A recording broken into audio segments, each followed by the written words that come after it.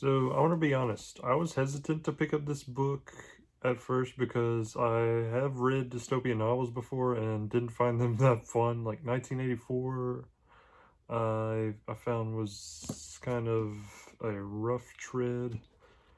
This though was very easy to read and very interesting and enjoyable. Brave New World by Aldous Huxley. This guy was an Englishman. He wrote this. He published it in 1932, which was around the time that the Ford Motor Company was really taking off.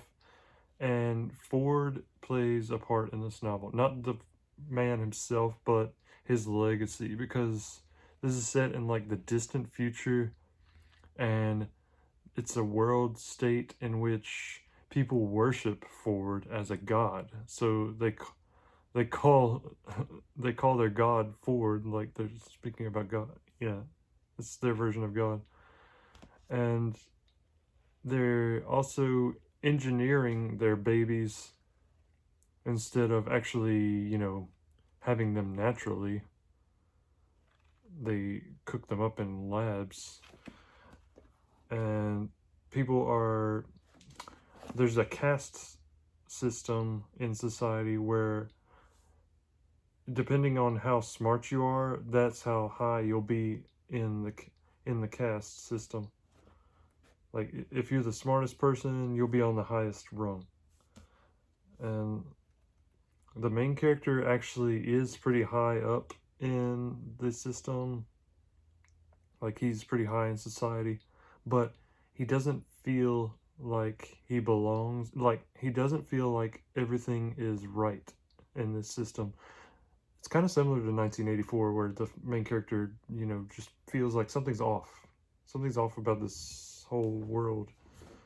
And the title itself is ironic, Brave New World. It's taken from a Shakespeare quote from The Tempest, where Miranda gets to the island and calls the place a brave new world when she doesn't realize just how screwed up it is. And it's the guy finds himself at a crossroads basically in his philosophies, and questions starts to question everything, and people are constantly at him like, what's wrong with you? He's he's the unorthodox one in the group, like not necessarily an outcast, at least not yet at the beginning of the novel, but everything does come to a head by the end. And um you can guess how a dystopian novel will end usually. They don't end well usually. But yeah, this novel was like I could not put it down. From beginning to end, I could not put it down.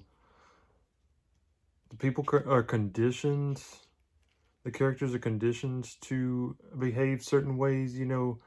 There's no such thing as self-denial. Everyone is quote unquote perfect. Everything is good.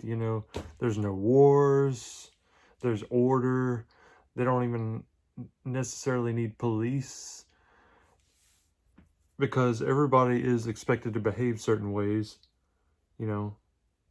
And if you don't behave a certain way, you'll get exiled, or they might call it exiling, but they may just bring people somewhere to kill them. In these kind of societies, you never know what's going on behind closed doors. People are all smiles on one side of the door, and then on the other side, they're shooting you or giving you an injection that's going to put you to sleep forever.